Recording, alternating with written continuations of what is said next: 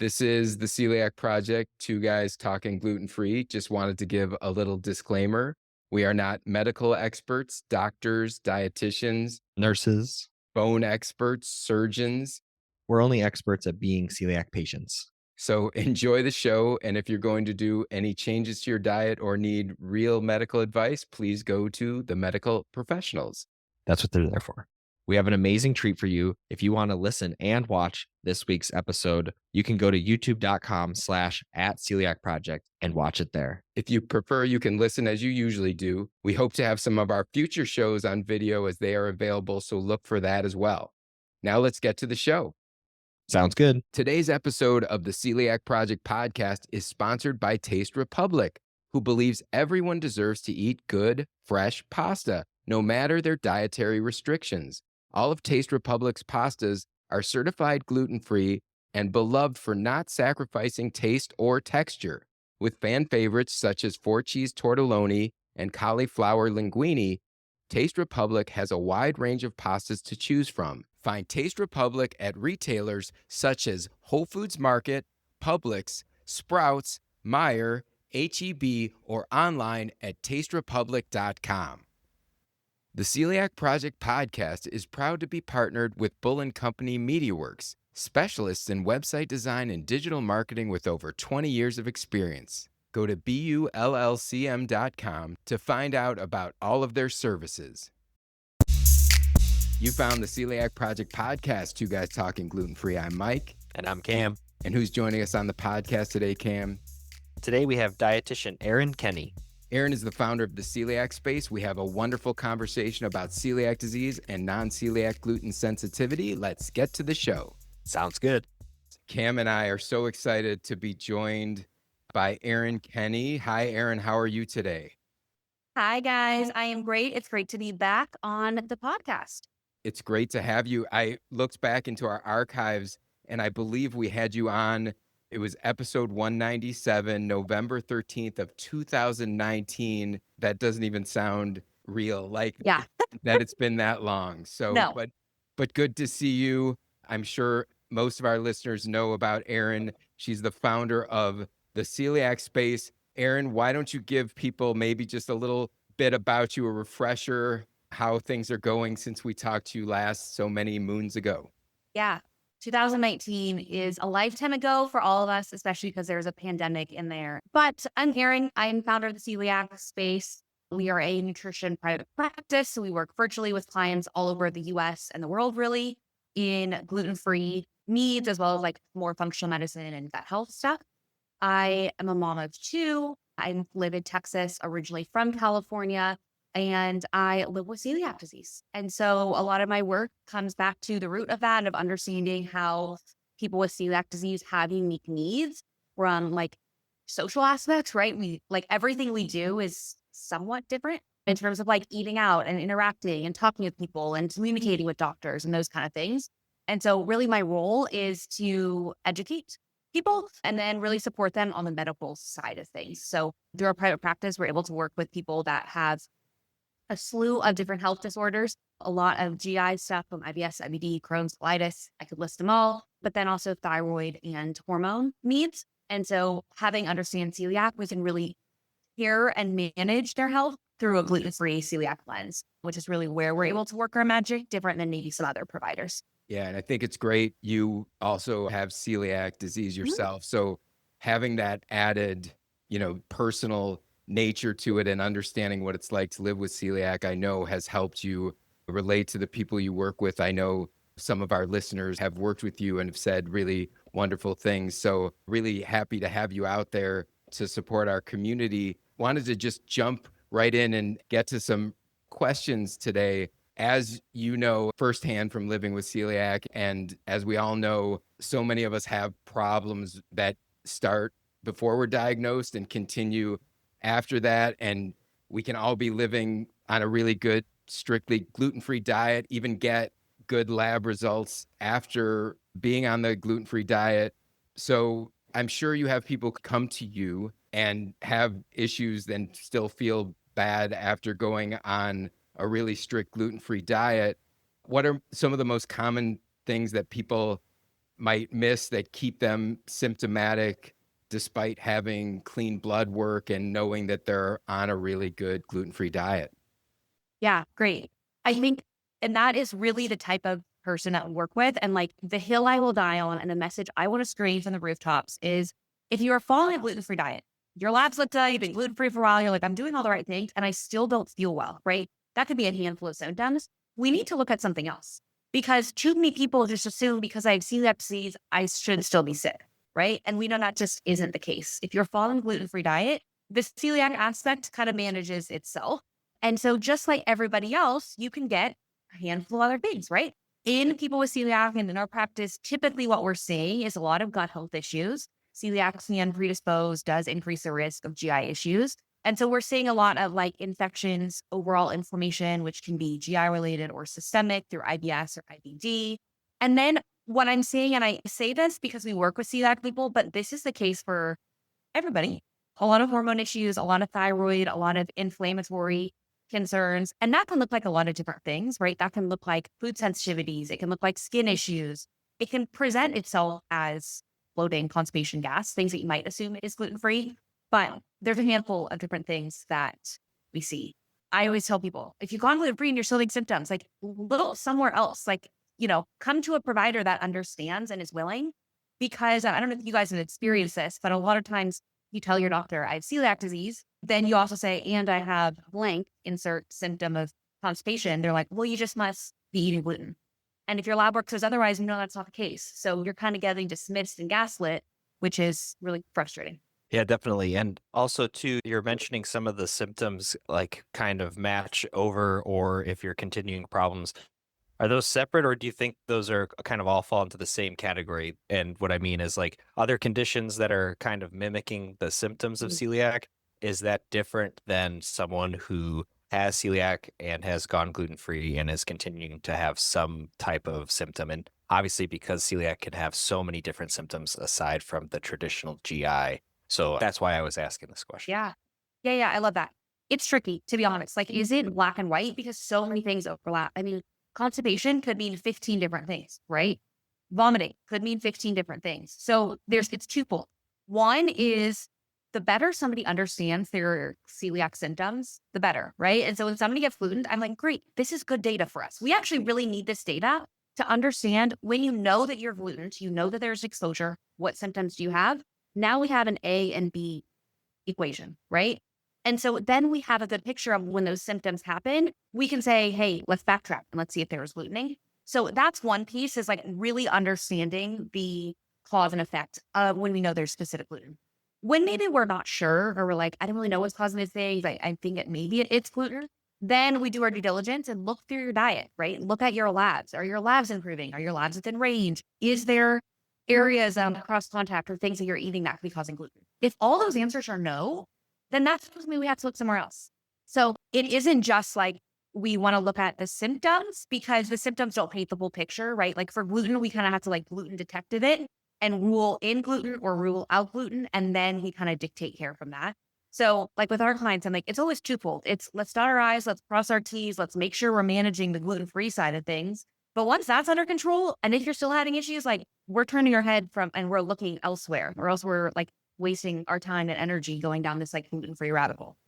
And you were mentioning some of the things that it could be. Has there been anything in your current experience that has been like the most common secondary thing to celiac that people are dealing with? Or, the top three of those things? Yeah. Okay. I'm gonna say yes, but I'm gonna say yes. There With is. a caveat, for sure. But the caveat, my asterisk is this is also the case for people without celiac. So I don't want to say, I want to make sure it's clear. No one thinks that celiac causes these things. This is common in celiacs and not celiacs, right?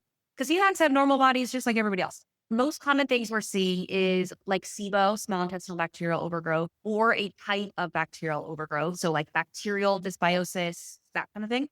Inflammation, overall inflammation. When it's extreme, it's Crohn's or colitis. When it's more mild, it presents as IBS symptoms. And then that could be caused by some underlying more root cause stuff. And then the third is we work with a lot of women. And so hormone imbalances, specifically estrogen dominance, we see a lot of, specifically for women on birth control, coming on and off birth control, those kind of needs. And what would be the fix for those? Like just the kind of like what would someone start their path on to try to solve these secondary issues? Yep. So first I want to test. We test, we don't guess. We take more of a functional medicine approach. So instead of saying, for example, SIBO in traditional medicine is classically treated with Xifaxan, which is an antibiotic. It's great. It's life-saving. We love antibiotics.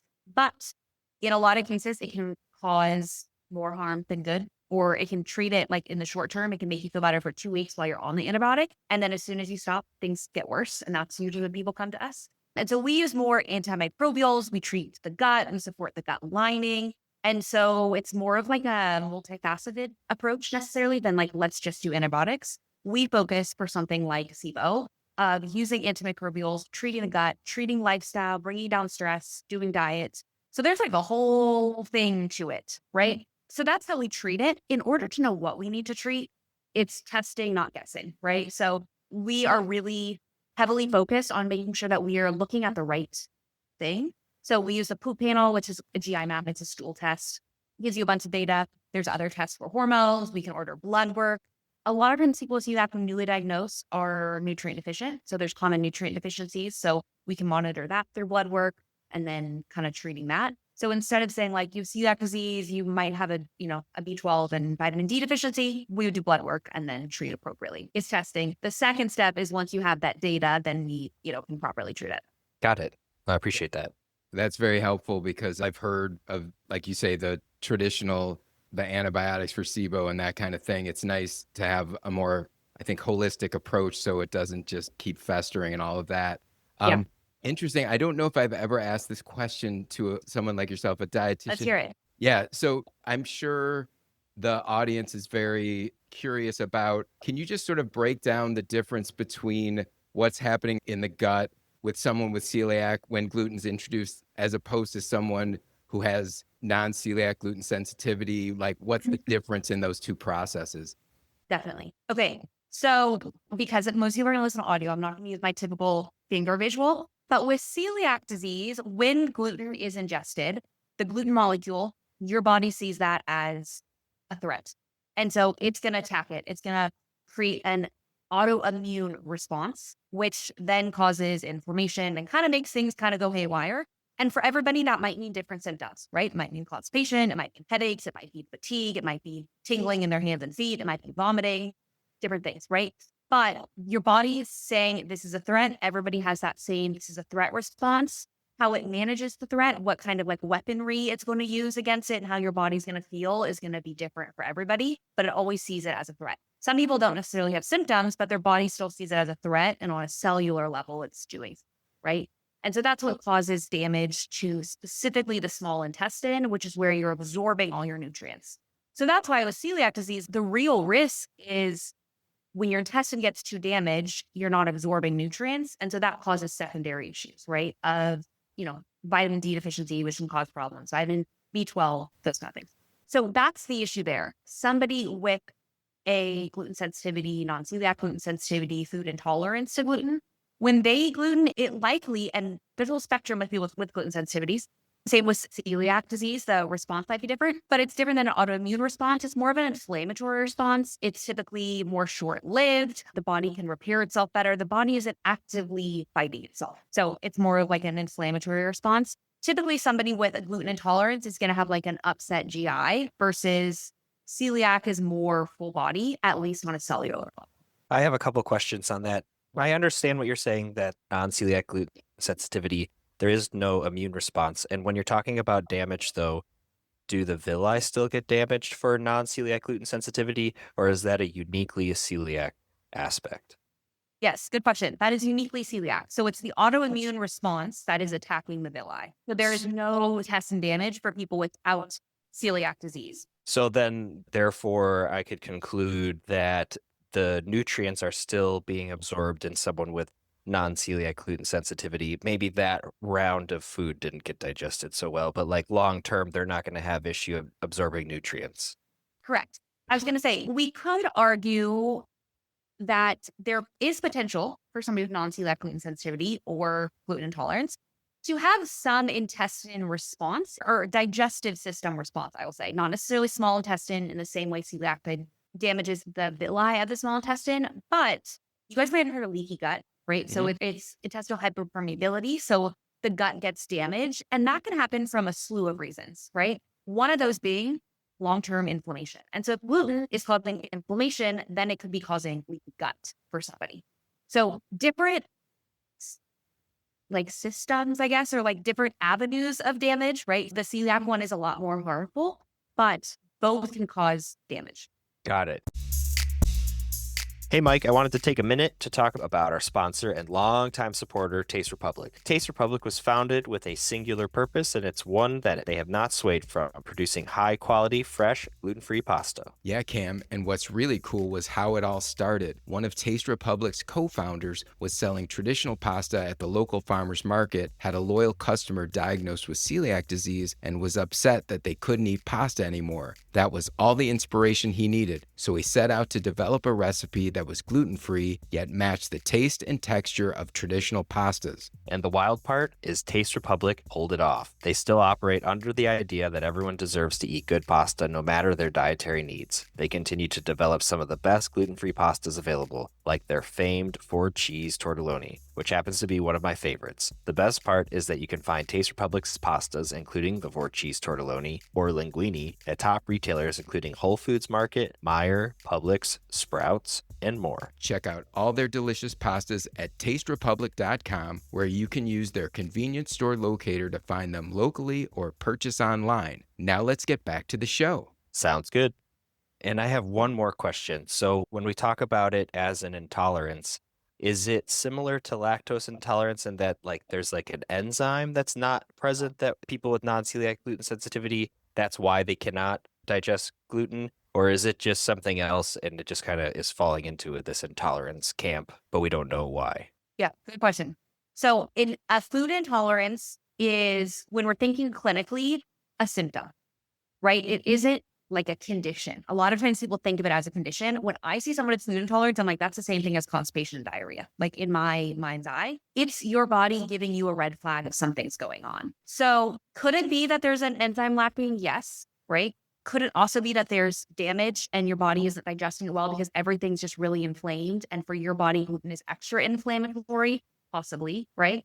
Could it be that when you're eating gluten, you're in a higher stress state or you're eating a different type or like those kind of things? Also, probably, right? So there's a lot of different factors that could cause it. Yeah. Awesome. That's very helpful. I have one more question while we're on the intolerance side of Yeah. things.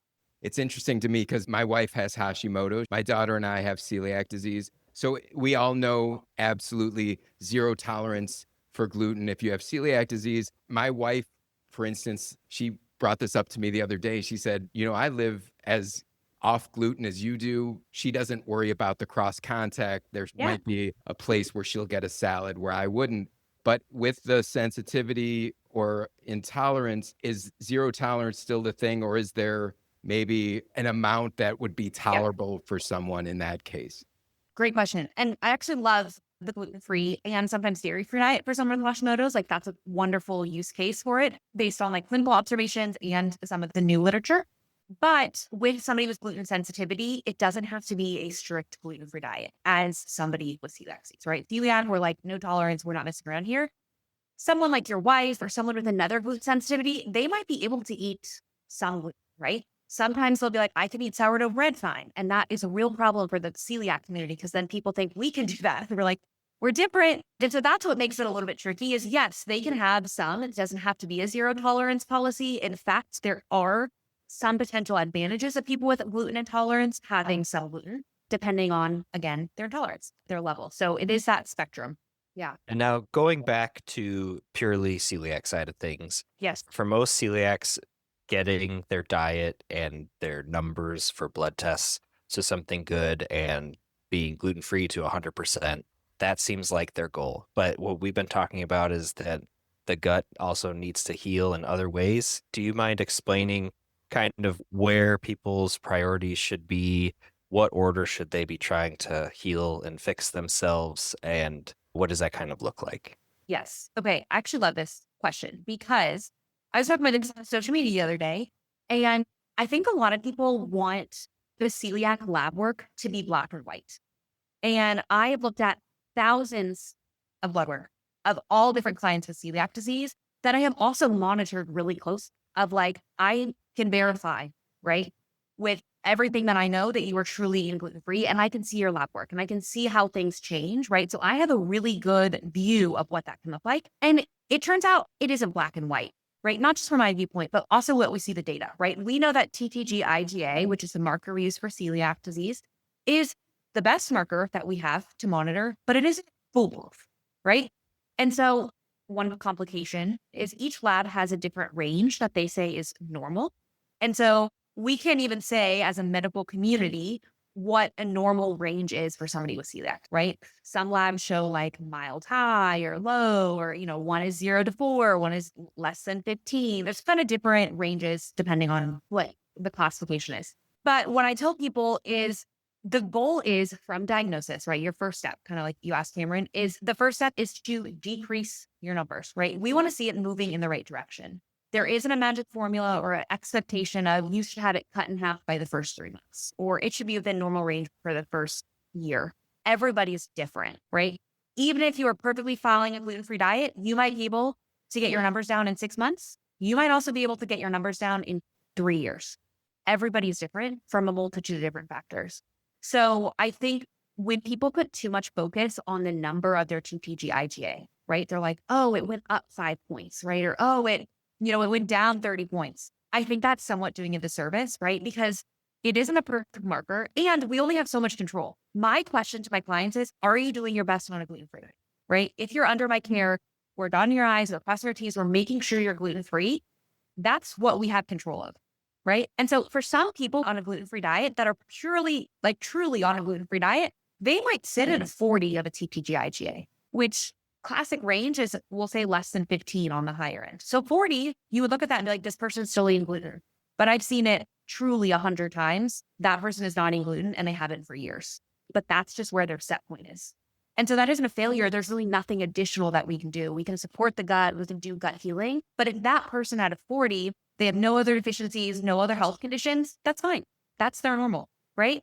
On the flip side, some people get into the normal range, will get, I don't know, a 10, right? And they're like, woohoo, I'm great. And then the next lab, they get a 20, we'll say. Let me use smaller numbers. Maybe they get a 5, and then the next time they use a 10. And they think my celiac numbers doubled, right? And then they're going to panic. I've seen that too. If we're looking at the big scope of it, the range is from 0 to 500. So going from a 5 to a 10 up 5 points is nothing. Your body's going to fluctuate. And so when people panic that my numbers doubled, I must be doing everything wrong, you're still at a 10, right? So with the blood work, I always want people to know the goal is when you're newly diagnosed, get it to go down. Then we want it to stay within your range. And what your range is might look different for everybody. Most people, it's going to be the negative range. It might fluctuate up and down a little bit. I'm actually okay with a mild fluctuation within your individual range if you're living a life. I don't want you to live in a bubble. Some of the people that I see with celiac disease, and you guys might have talked to people on the show, I know I heard some episodes, the people that are the sickest with celiac disease are not sick physically, but they are sick because they're so restricted. They're isolated. I've talked to celiacs that haven't eaten at a restaurant in 15 years, right? They miss birthday parties. They miss events. They don't want to travel. They don't want to eat at somebody else's house. They have so many bounds in order to get their celiac blood work perfect. I would rather you be able to eat at restaurants and enjoy all your life and not have perfect numbers. Again, all within reason, all that, but those are important considerations. There's my tangent on blood work. I definitely agree with that part too. You have to live your life because I think a lot of celiacs either, if they haven't already learned the lesson about why social experiences are important for your health, it definitely, in between our last episode and ours now, the pandemic definitely taught a lot of people that. So I definitely agree that that's a super, super big, important part. And I guess I just wanted to add one more thing, because that was exactly what I was asking about the numbers and the testing. And I even too also didn't understand all of my numbers coming back. And like you said too, I think my response lasted a couple years where it was hard to get the numbers to go down, but then they did eventually, but it was maybe 4 or 5 years later. But what other things do people need to do to fix their gut after, being diagnosed with celiac disease outside of being gluten-free? Yeah, great. So I would say simplifying your diet and reducing inflammation all around, right? So a lot of times people go from their diet to a gluten-free diet and they go to a gluten-free junk food diet, right? Understandably, right? We gluten-free people deserve the same Oreos and like all of those options that everybody else has. But I don't think that that should be the crux of your diet, right? So we need to make sure that when you go gluten-free, you aren't just substituting it for gluten-free processed foods. The more whole foods that you can have, your fruits, your vegetables, your fiber, all of those things help your body heal, right? Food is medicine. We hear that all the time. Food is healing. So the better we can have a whole food diet to reduce inflammation is absolutely going to support your gut and your healing, right? So that is helpful. I would say that's the number one thing. Other thing that we need to make sure we're doing is addressing nutrient deficiencies. So celiac disease, like I said, damages your small intestine. That's where you absorb your nutrients. So I would want to make sure that if there is nutrient deficiencies, most common iron, vitamin D, B12, that you're supplementing with those and getting good food sources of that. That can also help. It doesn't, I wouldn't say that heals your gut, but that also, if we're talking about like optimizing health overall, that's going to be important. If you're iron deficient, things aren't, running smoothly. Same thing with vitamin D deficiency. So addressing those, I would say, are the first two things. Full food diet and addressing any nutrient deficiencies are also important on top of just being gluten-free. I think what you're saying too, I'm sort of stuck on your point that people shouldn't get too caught up in their numbers. I know when we get these numbers back, we sort of read them as the gospels, and it's like Yes. having this proper balance in life. And so I'm sure you see people at all sorts of, you see people who are newly diagnosed and are overwhelmed with this sort of change in lifestyle. And you see people who come to you because they're sort of at their wits' end because they feel like they're following the diet and that they are just throwing their hands up because they're not maybe feeling as good as they think they should be feeling. Yeah. And so how do we balance the need for active healing without becoming fearful or restrictive about our food? Because like you said, we all want to experience going out to eat. And you made really good points about a lot of people just go to the gluten-free processed foods and think that they'll be feeling good. And it seems like we should all be allowed to have a cookie once in a while, but you have to realize that if cookies are 50% of your diet, We're you're gonna have not going to feel great anyway. So yeah, how do we balance all of that out? Yeah. I think too, like too many people think of their celiac blood work as like a report card, right? Like that's the report card telling them how good they were on a gluten-free diet. It's not a perfect marker. It's the best that we have, right? But it isn't perfect. And so putting too much like onus on it or too much of like people's worth, like truly as a celiac, they're like, that is my worth of my TTG IgA number. Not recommended. Don't do that. To your next question, Michael, like, how do we get into the world? How do we like really balance the being safe and like the social piece? I think the biggest one, and this is what I fight so hard for, is teaching people what is a risk and what isn't. I think there's too much information out there that everything's a risk, right? And so when we live in the world of like, I can't have this, right? Like all of these things are gluten containing. I can't do this. I can't do that. It becomes really restricted. When the reality is that we don't live in a gluten-free bubble. There is going to be gluten. We need to learn how to mitigate risks and navigate risks appropriately and assess what is the risk versus the reward, right? And so I work with a lot of parents of pediatrics. And so one example that I use for that is if your kid goes to a birthday party and they're handing out lollipops, you could easily say, "No, Johnny, you have celiac disease, can't have that lollipop. I can't read a label," right? That's like kind of hard for a kid, right? I know my daughter, she would definitely want a lollipop at a party if all the other kids are having lollipops.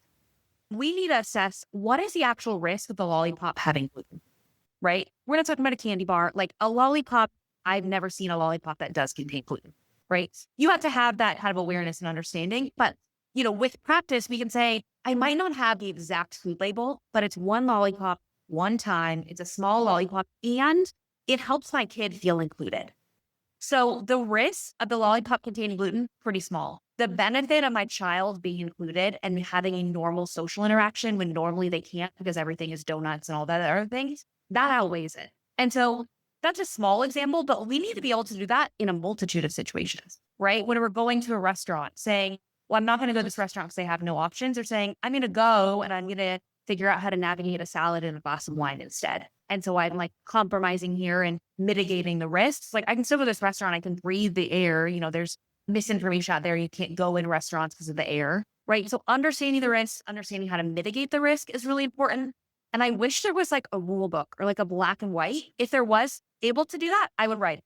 But there just isn't. There's so much nuance to it. And a lot of that just takes getting out there and living and like practicing. Yeah, very well said. And I'll add on to that as a parent of someone with celiac from the time she was 3 years old. Sometimes you also have to be extra aware of situations. Like we found out later that once a month for birthdays, there were like cupcakes Yeah. in the library with the principal, and to always have something ready. But also as the parent, you are probably going to have to get a little more involved. It's sometimes hard because sometimes schools and at parties, like we're always the ones, having to suss out what's going on, but to have a couple cupcakes for your kid ready in the freezer for when those things pop up, and finding ways to communicate to the school, because often they do drop the ball. So, but it is like getting more involved. And I see our time together is almost up, Erin. Is there anything that we haven't hit on today